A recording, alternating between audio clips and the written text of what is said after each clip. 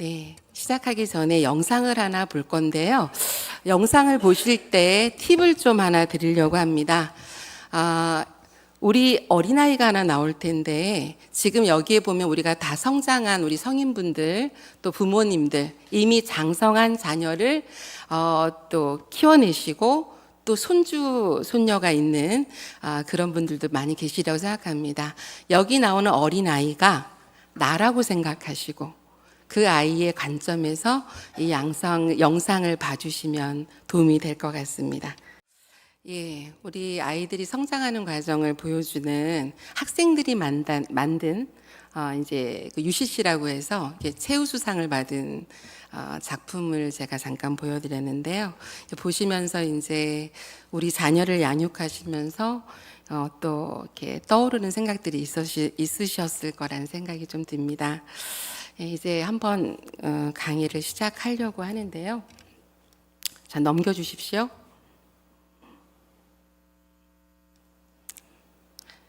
자, 첫 번째로는 모델링에 대한 이야기를 하려고 하는데요. 한 장만 넘겨주세요, 위에.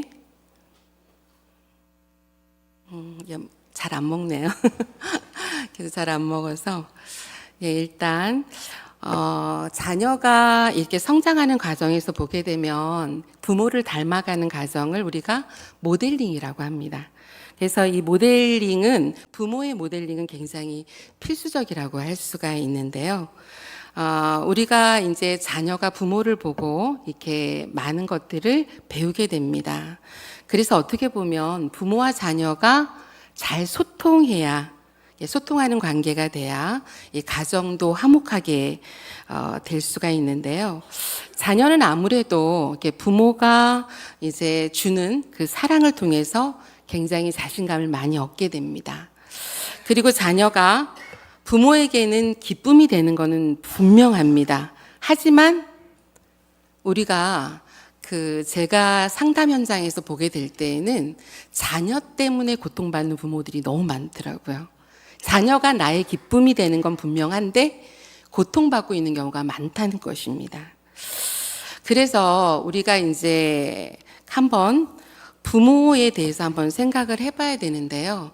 우리가 항상 아까 봤던 영상에 나오는 것처럼 엄마 말 들어서 손해볼 일 없어. 근데 아까 끝에 뭐라 그랬죠? 엄마는 내 말을 들으라고 했는데 엄마는 내 말을 들어주지 않는다 라고 자녀가 이야기를 하잖아요. 저는 이 부모의 재성과 이기적인 본성에 대해서 나쁘게 생각하는 게 아니라 이거는 누구나 다 가지고 있다라고 생각을 합니다. 이 부모의 재성이라고 하는 것을 저는 이렇게 표현하고 싶었습니다. 부모가 마음대로 자녀를 양육하려고 한다. 저는 이 마음대로라는 단어를 보게 되면 사사기에 나오는 말씀이 자꾸 생각이 나요. 하나님 없이 자기의 소견대로 행했던 그 이스라엘 백성들 기억하시죠? 이렇게 자기의 소견대로 부모가 자기 마음대로 키우는 것을 저는 부모의 재성이라고 보고 이기적인 본성이라고 생각을 했습니다. 여러분, 이런 내 마음대로 자녀를 양육하려고 하는 그 모습들이 자녀에게 어떨 때는 좋은 영향을 미치기도 하지만 부정적인 영향을 미치기도 합니다. 그래서 가끔은 이 아이들이 부모를 통해서 부적절한 가치관이나 행동을 답습하게 되는 것을 우리는 보게 됩니다. 그래서 무엇보다도 부모는 내가 어떤 부모인지에 대한 인식이 너무나 중요하다는 것입니다. 제가 요즘 신문 같은 거는 잘 안 보지만 인터넷으로 신문을 많이 보거든요. 신문을 찾아보니까 이 헬리콥터 부모라는 단어가 나온 지 꽤 됐거든요. 그런데 며칠 전에 제가 이렇게 그 헬리콥터 부모와 관련된 기사를 하나 읽었습니다. 참 놀랍게도 이 헬리콥터 부모라는 것이 자녀의 머리 위를 항상 맴돌면서 지키는, 지나치게 자녀의 모든 행동이나 모든 그런 환경에 지나친 간섭을 하는 부모를 헬리콥터 부모라고 하는데요. 다 큰 성인 자녀, 실제로 이제 뉴스에 나왔던 기사인데요. 2명의 그 부모가 등장을 합니다. 첫 번째 부모는 우리 아이가 자꾸 야근을 하는 거예요. 야근을 하니까 회사로 엄마가 찾아갑니다. 찾아가서 상세하게 얘기합니다. 왜 우리 아이를 퇴근을 안 시킵니까?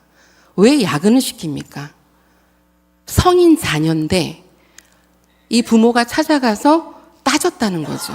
실제로 일어났던 이야기입니다. 근데 더 충격적인 건 뭐냐면 엄마가 그 말을 상사한테 하고 있는데 자녀가 엄마 옆에서 아무 말도 안 했다는 거죠. 엄마 하지 마 이 소리도 못 했다는 거예요. 굉장히 충격적이지 않습니까? 또 하나는 이겁니다. 또 여기도 이제 아버지도 있는데 이제 어머니 기사를 제가 읽어서 여기도 어머니가 그 회사로 찾아가서 아이의 연봉이 너무 작다고 연봉 계약서를 좀 보자고 회사를 찾아간 기사가 또 났습니다. 다 큰 성인 자녀인데 부모가 찾아가서 우리 아이 연봉이 왜 이렇게 작냐? 왜 우리 아이를 퇴근시키지 않냐? 이렇게 부모가 성이 된 자녀의 삶에도 계속해서 간섭하고 이야기를 하는 그런 경우를 보게 됩니다. 여러분, 부모의 과도한 보호가 자녀의 자존감도 떨어뜨리고 문제 해결 능력을 저하시킬 수가 있습니다. 여러분, 더군다나 아까 엄마가 상사에게 따질 때 왜 야근시킵니까 할 때 가만히 있었던 그 자녀, 왜 그랬을까요, 여러분? 자녀가 실패를 경험하지 않게 우리 부모들은 굉장히 부단히 노력을 합니다.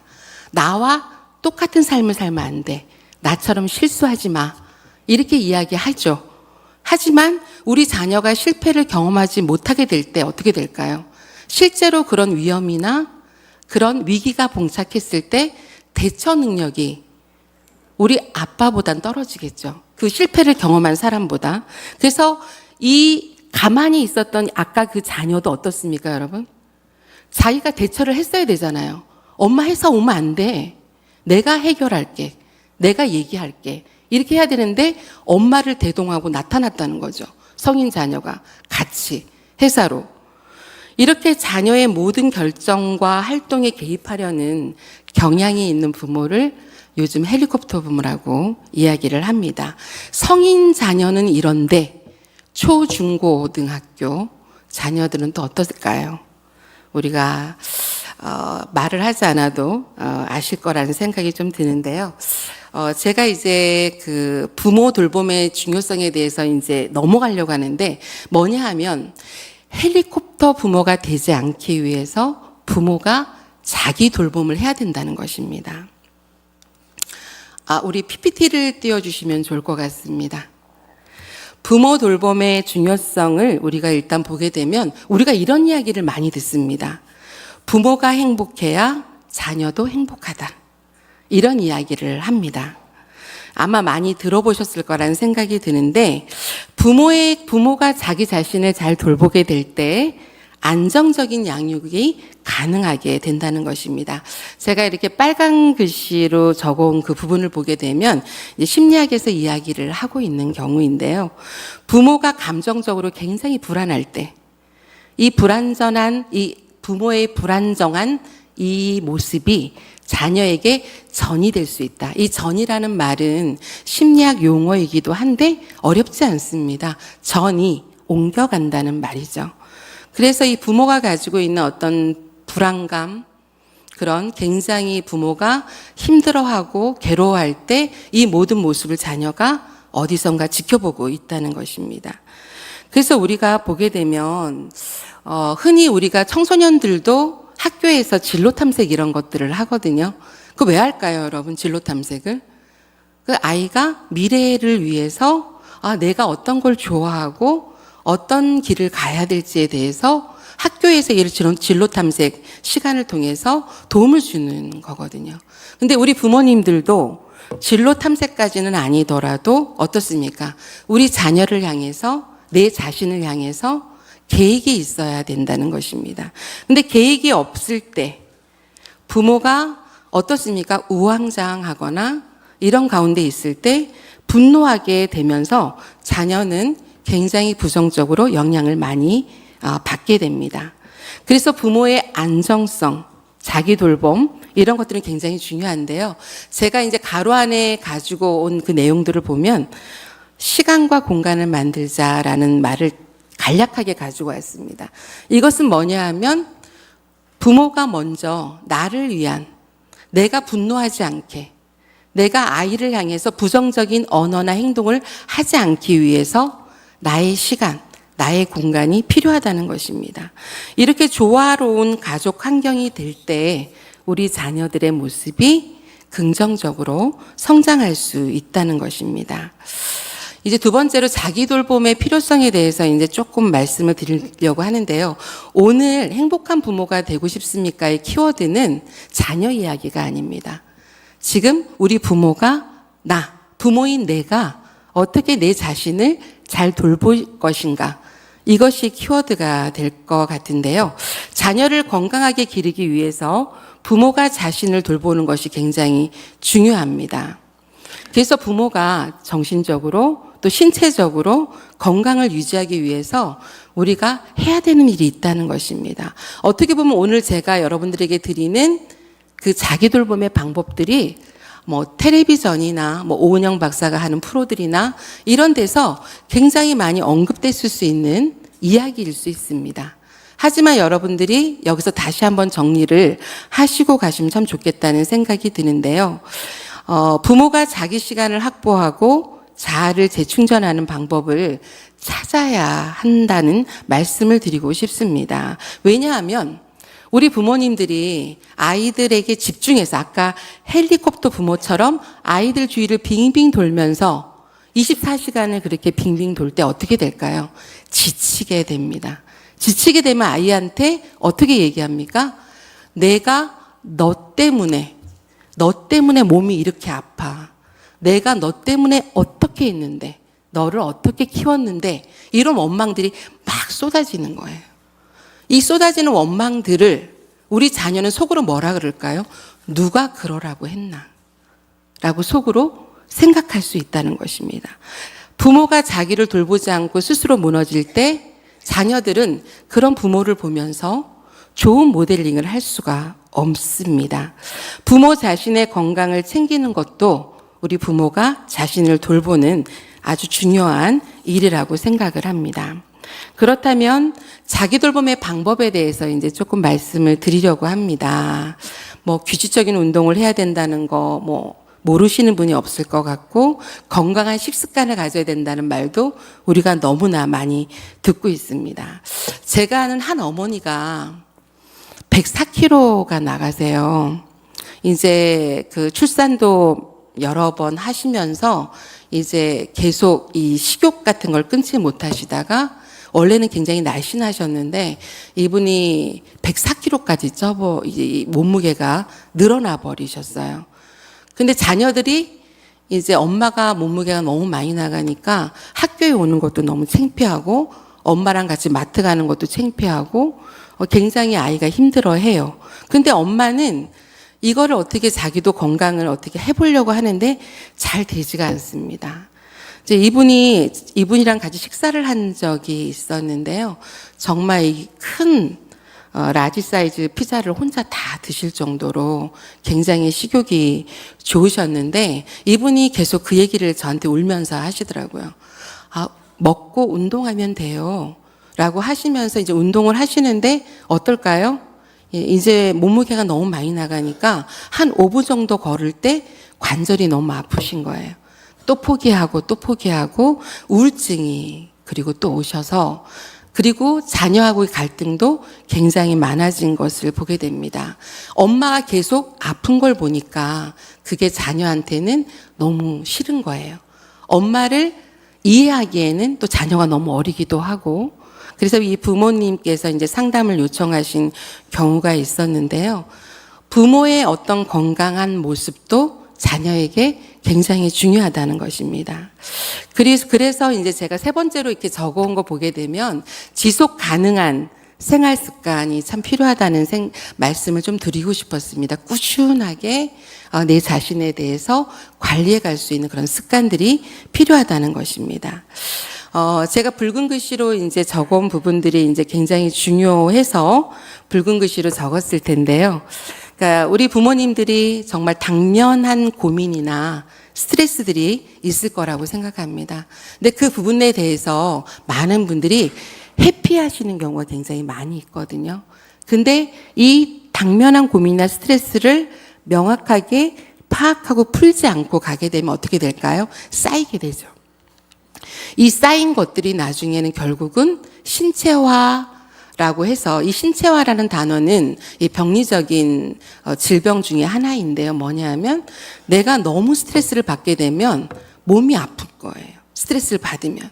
이 몸이 아픈 걸 신체화라고 하거든요. 어떤 분들은 내가 뭔가 자녀 때문에 고통받을 때 머리가 너무 아프거나 배가 너무 아프거나 몸살이 오듯이 온몸이 아픈 경우가 있습니다. 이게 신체화 증상인데, 신체화 증상이 올 정도면 굉장히 위기라고 할 수가 있죠.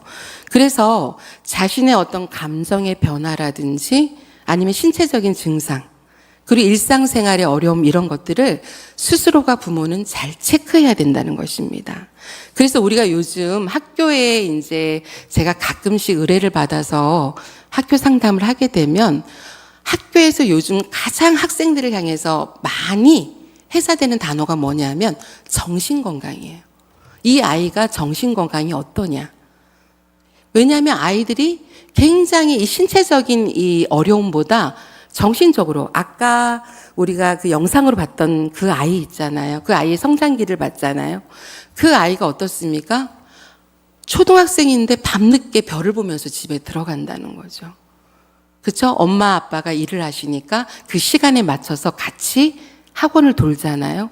돌면서 가니까 이 아이가 억지로 하는 게 너무나 많은 거죠. 그러다 보니까 이게 초등학생들 보게 되면 보건실에 가는 애들이 너무 많거든요. 근데 그 아이들 증상을 보면 진짜 아파서가 아니고 신체화 증상이 온 거예요. 정말 책만 봐도 막 문제집 계속 풀어야 되고 하니까 어린 나이에 머리가 너무너무 아픈 거예요. 머리도 아프고 배도 아프고. 그러다 보니까 아까 영어도 해야 되고 한국어도 배워야 되는데 둘 다 못하게 되는 그런 학습 부진이 되는 그런 아이들도 많이 있는 것을 보게 됩니다. 그래서 자신이 선택한 어떤 그 스스로, 내 자신을 스스로를 향해서 요즘 코칭이란 말 참 많이 쓰는데요. 여러분, 이 코칭이란 말은 생긴 지가 굉장히 오래됐어요. 굉장히 오래됐는데 이 코칭 기술이라고 하는 것은 부모가 자녀만 코칭하는 것이 아니라 내 스스로, 부모 스스로도 코칭을 할 수 있어야 되는데, 이 코칭이란 말은 쉽게 이야기하면 어떤 말이냐 하면 이게 잠재되어 있는, 내 안에 잠재되어 있는 실력이나, 그렇죠? 내 안에 있는 그런 것들을 끌어올려서 성취해 나갈 수 있도록 하는 그 기술을 우리가 코칭이라고 합니다. 그래서 스스로 문제를 해결해 나갈 수 있도록 만드는 것이 코칭인데요. 어떨 때 보면 학부모 상담을 하게 되잖아요. 그렇게 되면 학부모 자신이 문제 해결을 못 하세요. 자녀 양육도 안 되는데 문제 해결도 못 하세요. 그러다 보니까 자녀하고 계속해서 싸우게 되고 자녀가 가출을 하거나 비행으로 나가는 경우도 너무나 많은 것을 보게 됩니다. 그래서 우리 부모님들께서는요, 스스로를 잘 돌볼 수 있도록 내가 엄마 아빠로서 스스로를 코칭할 수 있는 그런 방법들을 만들어 가야 되는데 그게 어려운 게 아니에요. 좀 전에 제가 얘기했던, 그렇죠? 정신건강, 나의 정신건강을 점검하고 그리고 내 신체 건강과 함께 또 그리고 시간 관리도 잘 하시고 아이에게 올인하는 것이 아니라, 제가 조금 있다가 조금 충격적인 말을 하나 할 예정인데요. 우선 이제 우선적으로 우리 부모님들이 하셔야 되는 것 중에 하나가 가족과의 관계 점검이라고 할 수가 있습니다. 내가 남편과 나의 관계, 그리고 나와 아들과의 관계, 딸과의 관계, 그리고 나의 원가족과의 관계. 여러분, 원가족이 무엇일까요? 원가족은 우리가 결혼을 하고 나면 나의 친정, 나의 시댁, 그렇죠? 남편한테는 이제 본가가 되겠죠? 그 가족이 원가족이 되는 겁니다. 결혼을 하게 되면 어떨까요? 그 원가족이 그대로 남아있잖아요. 계속 그 가족들, 형제들이 또 결혼하면서 정말 많은 가족들이 생기잖아요. 친지들과 가족들이 생겨나게 되죠.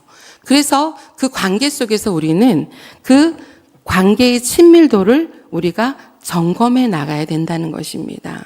왜냐하면 요즘 이제 방송되고 있는 이호선 교수나 오은영 박사가 방송에 굉장히 많이 나오잖아요.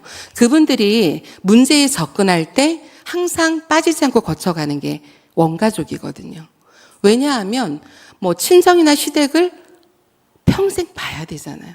그렇죠? 형제들을 평생 봐야 되고 그 가족사에 있는 내 아이의 입학 졸업뿐만이 아니라 내 형제의 졸업 입학도 다 챙겨야 되고 명절 때도 봐야 되고 굉장히 많은 경조사들이 이 가족 안에 있습니다. 그래서 그런 것들을 우리가 어떨 때는 그 안에서 싸움도 나고 심지어 명절 같은 데는 어때요? 이혼율이 확 올라가잖아요. 왜 그렇습니까? 싸우죠. 뭔가 서로 불평하고 뭔가 충족되지 않으니까 부부간에 이혼율이 확 올라간다는 것입니다. 그래서 이 관계의 친밀도를 점검하고 재충전의 기회를 갖는 것이 굉장히 중요합니다. 근데 어찌 가족뿐이겠습니까? 그렇죠? 우리 부모님들이 또 맺고 있는 같은 부모로서 만나는 분들이 많이 있습니다. 그리고 지인들이 있죠. 그래서 우리는 활동이나 모임을 통해서도 많은 사람들을 만나게 됩니다. 그래서 우리가 항상 부모로서 누군가를 만나게 될 때는 내가 부모다. 내가 부모로서의 내 역할과 나의 그 역할에 대해서 점검하는 또 성찰해 나가는 그런 시간들로 우리가 한번 관계들을 한번 살펴보는 게 굉장히 중요하다는 것입니다.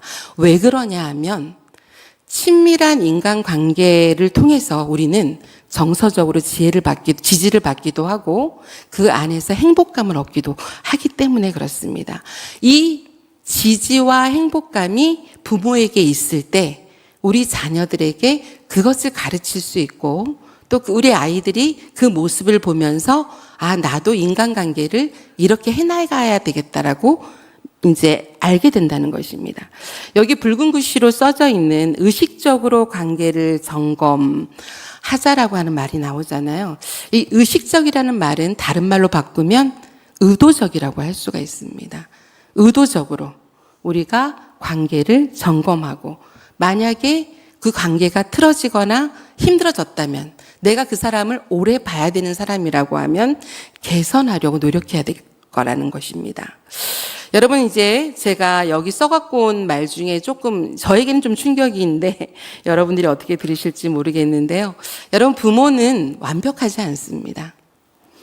그리고 자녀 역시도 대단한 존재가 아닙니다. 그렇죠? 우리는 너무 자녀를 대단하게 생각해요. 내 자식이니까 내 자식에 대해서 굉장히 대단하게 생각합니다. 근데 부모를 원망하는 자녀들을 제가 만나보면 어떻습니까? 그 부모들이 다 뭐라고 말씀하시냐면 내가 너를 위해서 최선을 다했어. 내가 너한테 올인했어. 내가 너한테 다 쏟아 부었어. 근데 자녀가 부모를 원망하고 비판하고 비난한다는 것입니다. 그래서 여러분 부모도 완벽하지 않지만 내 자녀 역시 대단한 존재가 아니라는 인식을 갖는 게 저는 필요하다고 생각을 했습니다. 부모와 자식 간의 관계도 일방적으로 부모가 무조건적으로 사랑할 수 있지만 그래도 자녀에게 너가 나를 존중하지 않는다면 나도 너를 존중하지 않겠다라고 하는 단호함이 필요하다고 생각이 듭니다. 이 상호 존중이 필요하다는 것입니다. 여러분 가족 간의 정서적 유대를 보게 되면은요, 성인이 된 자녀와 부모 간에 잘 지내는 방법에 대해서 물어보시는 분들이 많아요. 이제 여기 우리 앉아 계신 성도님들 보면 지금 제가 딱 둘러보니까 장성한 자녀를 많이 두신 분들이 많으실 것 같다는 생각이 좀 들거든요. 근데 여러분들 장성한 자녀와 어떻게 소통을 하고 계십니까?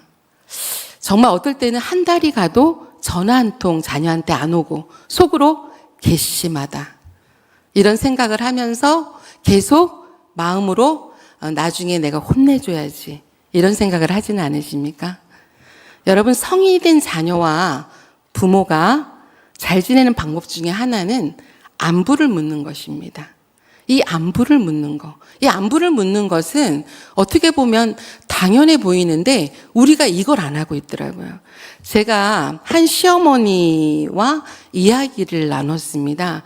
이 시어머니의 불만이 뭐냐면 이 며느리가, 이 시어머니는 50대 후반의 시어머니에 젊죠. 그러니까 며느리가 당연히 젊죠. 20대 후반, 30 이제 초반이 되는 며느리입니다. 이 며느리가 시어머니가 전화해도 전화를 안 받아요. 그러니까 이 시어머니가 화가 났습니다. 근데 문자를 하면 문자에 답은 와요, 짧게. 그러면 또 짧게 왔다고 또 화가 나요. 나는 길게 보냈는데 얘는 너무 단답형으로 짧게 보낸 거예요. 그러면서 이 시어머님이 여기까지 지금 화가 찼어요. 만나면 당장 막 며느리한테 화를 낼 그런 상황에 이 화가 막 쌓여 있으세요. 얘기하시는데. 그래서 제가 물었습니다. 그 며느리가 전화를 계속 안 받는다. 문자에는 답을 한다. 여러분 어떠세요? 이 상황에서 며느리가 시어머니의 전화를 부담스러워하고 있어요. 부담스러워하고 있어요. 근데 우리가 괘씸해. 시어머니의 전화를 안 받다니. 너무 괘씸한 거예요. 근데 요즘 MZ 며느리들, 물론 MZ 세대가 모든 게 다 허용이 돼야 되는, 이해받아야 되는 그런 세대는 아닌데요. 하지만 이 개성이 강한 이 며느리, 또 자녀들이, 우리 며느리뿐만이 아니라 어떻습니까?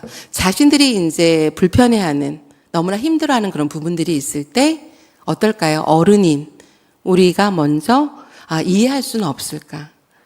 라는 생각을 좀 해보면서 이제 그분하고 이제 상담을 할 때에도 며느리의 입장에서 이제 많은 말씀을 좀 해드렸습니다. 근데 제가 중요하게 생각하는 이거입니다. 전화나 문자가 중요한 것이 아니라 안부를 묻는 게 중요하다는 것입니다. 이 며느리도 마찬가지고 이 어머님도 마찬가지고, 그렇죠? 누가 먼저 했느냐 때문에도 제가 굉장히 싸우는 분을 봤거든요. 누가 먼저이다. 아랫사람이 윗사람한테 해야지 라는 그 말씀을 많이 하시더라고요. 근데 우리가 먼저 해도 돼요. 우리가 먼저 안부를 묻는 것입니다. 한 달 동안 연락이 안 되는 내 자녀에게 내가 먼저 일주일에 한 번씩 안부로 전화를 안 받으면 톡을 남기든지 문자를 남겨보는 것입니다. 여러분, 이 안부 묻기가 별거 아닌 것 같아도요, 내가 정기적으로 안부를 묻게 되면 어떻게 될까요? 받는 입장에서는 한참 동안 답을 안 하다가도 이 정상적인 사람은 그 정기적으로 계속 오는 안부 문자, 안부 전화에 대해서 생각을 하게 됩니다. 그리고 거기에 반응하게 됩니다. 그래서 가족의 안부 묻기는 소통의 결여를 예방할 수 있는 아주 좋은 방법이라는 걸 여러분에게 알려드리고 싶습니다. 근데 이 안부를 왜 물어야 되냐면요, 정서적으로 이 유대를 우리가 유지하기 위해서. 왜? 그래야 되는 대상이니까. 내 자녀, 그렇죠? 내 아들, 딸, 내 며느리, 손자, 손녀 모두 그 대상이라는 것입니다. 내가 이 사람들과 그래도 계속해서 좋은 인연을 맺어가고 싶고 좋은 인간관계를 유지하고 싶다면 여러분, 안부를 물으시기 바랍니다. 그래서 가족 간에는 정기적인 소통이 정말 필요하고, 이런 소통을 통해서 가족들도 성숙해 간다는 것입니다. 여러분들에게 이제 일반적인 내용들을 이제 같이 좀 나눠봤었는데, 여러분들에게 이제 우리 성경의 본문으로 돌아와서 우리가 행복한 그리스도인으로서 부모가 되기 위해서 우리가 어떻게 해야 될까라는 말씀을 같이 나누고 싶습니다. 여러분, 부모가 자녀에게 제공할 수 있는 최고의 유산은 뭘까요, 여러분? 우리가 어떻게 보면 이게 정답을 쓰라고 하면 다들 믿음이라고 쓰실 것 같아요. 우리 그리스도인들은 거의 다가. 근데 정말로 그렇게 생각하세요? 저는 그렇게 좀 물어보고 싶었습니다.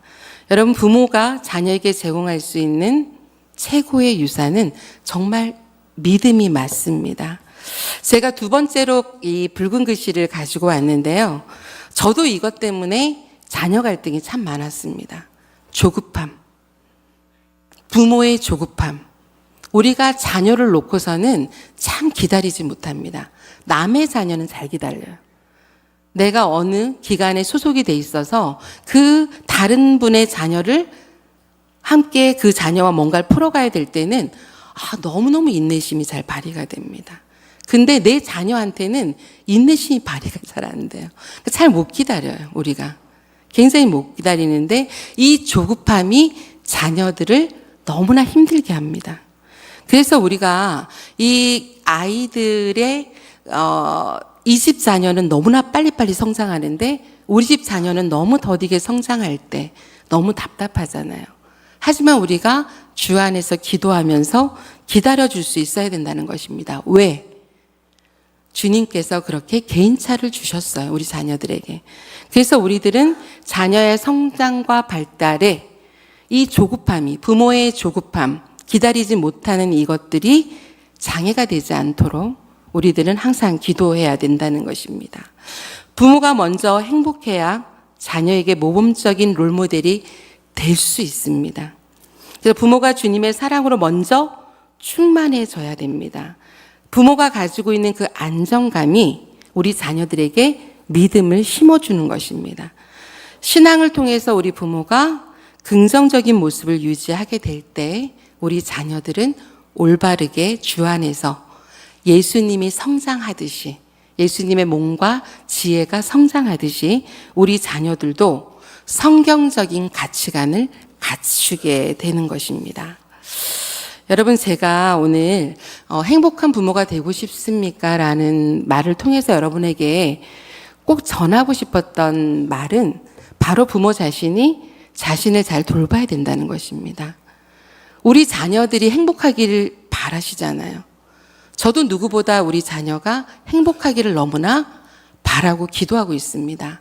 근데 내가 행복하지 않고 내가 항상 부정적인 말과 언행으로 우리 자녀들을 내 며느리에게, 내 손주들에게 그렇게 말과 언행을 했을 때 그 결과가 어떻게 될 거라고 생각하십니까? 그것은 우리가 미루어 짐작할 수 있습니다. 우리의 모습을 우리 아이들이 다 보고 있다는 것입니다. 여러분, 행복한 부모가 되어주시기 바랍니다. 이제 제가 오늘 우리 부모 헌신 예배로 드려지기 때문에 조금 준비한 게 있습니다. 주님, 제가 부모입니다. 라고 우리가 같이 한번 외쳐보려고 하는데요. 여기 지금 앉아 계신 분들 중에는 이제 미혼이신 분들도 있을 거라고 생각을 합니다. 하지만 우리가 다음 세대를 향해서 우리 자신을 그리스도인으로서의 성인의 한 사람이라고 생각한다면 우리 모두는 다 주 안에서 영적인 부모입니다. 다음 세대들을 향해서 우리가 그 아이들을 위해서 기도해 줄 수 있어야 되는 영적인 부모라고 생각합니다. 우리가 이제 자리에서 한번 다 일어나 보실 건데요. 한번 다 일어나 보실까요? 한번 다 일어나 주시고 주님 제가 부모입니다. 이걸 갖다 우리가 두 번 한번 외쳐보고 그 다음에 뭐가 나올 거냐 하면 우리가 부모로서 자녀를 위해서 우리가 할 수 있는 기도문이 짧은 기도문이 나올 텐데 그 기도문을 우리가 다 같이 한번 읽으면서 같이 기도하는 시간을 가질 겁니다. 그래서 주님 제가 부모입니다. 우리가 한번 두 번 크게 일단 한번 외쳐볼 텐데요. 제가 준비하면 오른손을 하나 딱 들어주시고 준비. 제가 먼저 선창하면 따라 하시겠습니다. 주님, 제가 부모입니다. 주님, 제가 부모입니다. 자, 이제 우리가 자녀를 위한 기도를 같이 한번 이렇게 음악이 나오면 시작을 할 텐데요. 자녀를 위한 기도하면 이제 같이 시작하시겠습니다. 자녀를 위한 기도. 세상을 창조하신 하나님, 하나님께서 저희에게 귀한 자녀를 주시어 창조를 이어가게 하셨으니 주님의 사랑으로 자녀를 길러 주님의 영광을 드러내게 하소서. 주님, 사랑하는 저희 자녀를 보호하시어 세상 부패에 물들지 않게 하시며 온갖 악의 유혹을 물리치고 예수님을 본받아 주님의 뜻을 이루는 일꾼이 되게 하소서. 예수님의 이름으로 기도합니다. 아멘. 감사합니다.